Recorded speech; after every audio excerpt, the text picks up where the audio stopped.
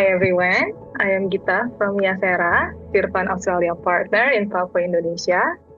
I was born and raised in big cities in Indonesia, but after graduating, I chose to live in remote area, Papua, for 6.5 years.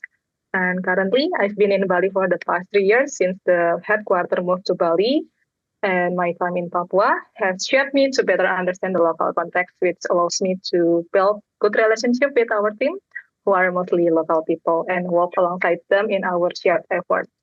Yeah, well, thank you for joining us in this series, Gita.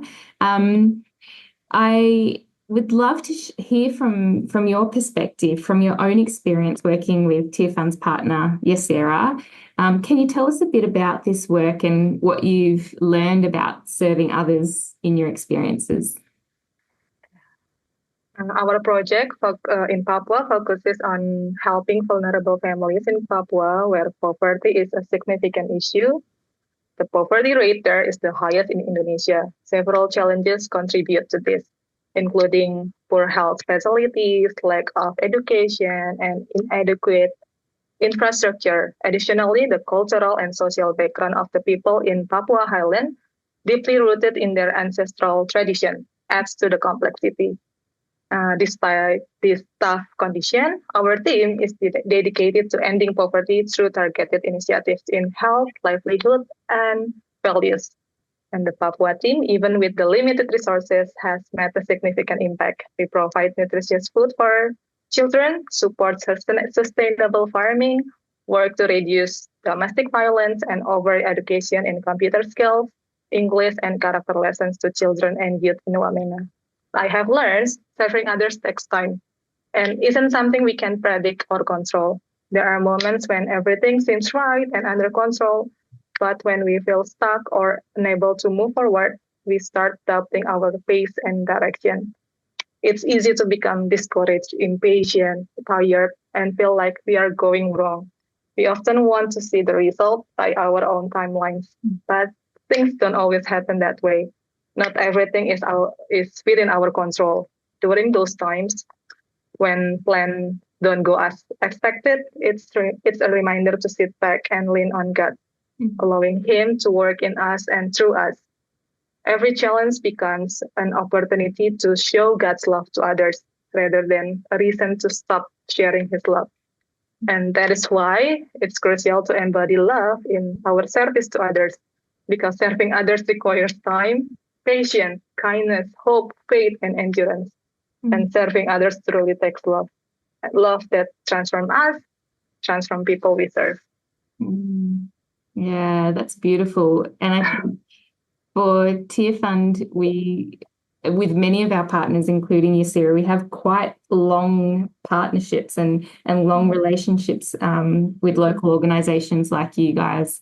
And we know that those ongoing and kind of lasting commitments are so important for transformation to happen, because as you've said, it's not an overnight shift. Often it takes time. And love is something that really sustains us in that. Yeah. And in this whole series, we've been focusing on 1 Corinthians chapter 13 that suggests that without love, even our best intentions to give ourselves for the sake of others can, end up being kind of useless or even at worst harmful. So how does God's love transform us so that we can serve like Jesus? I'm wondering, how does it change who we serve and what we might expect in return, maybe? Yeah.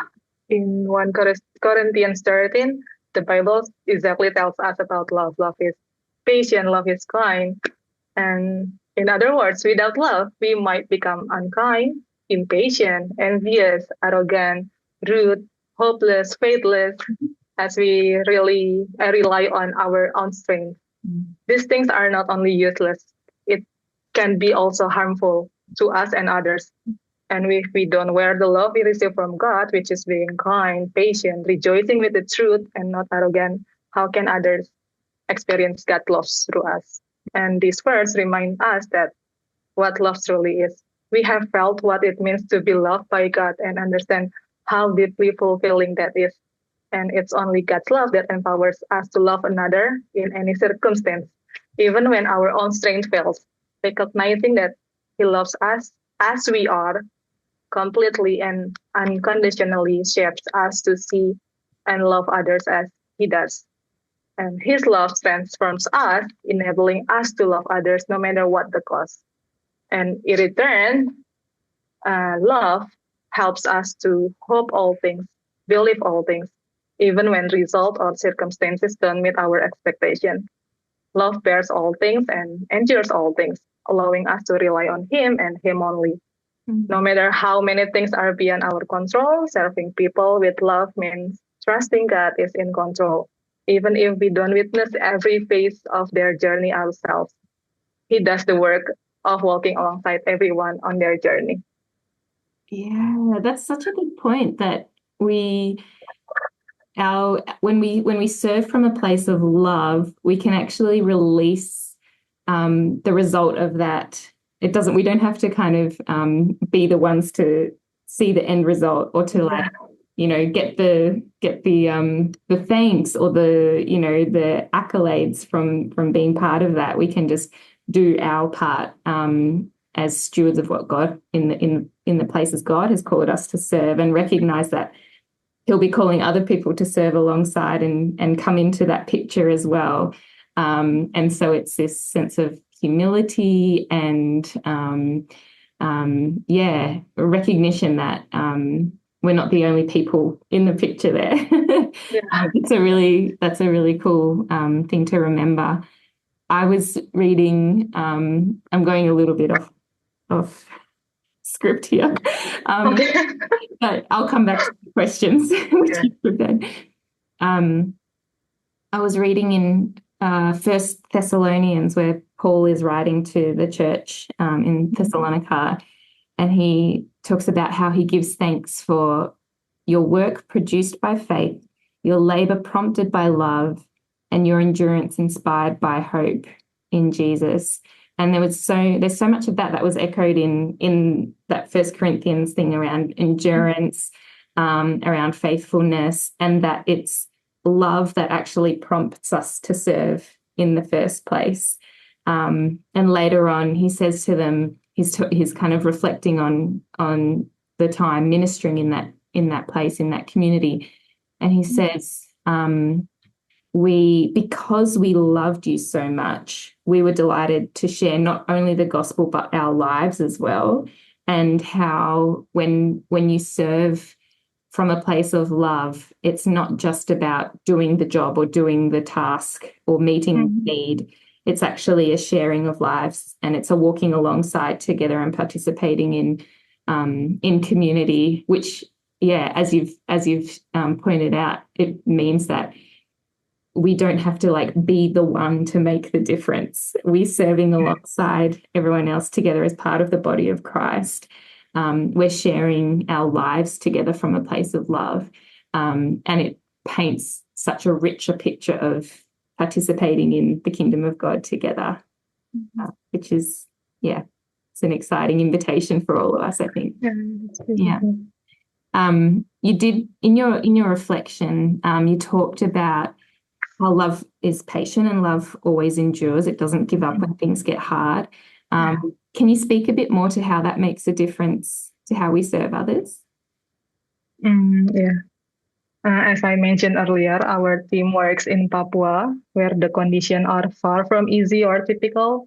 The complexities such as tribal wars, absence of local officials, political demonstration, and more make people vulnerable. And things are already difficult from the start, which is why the people are vulnerable.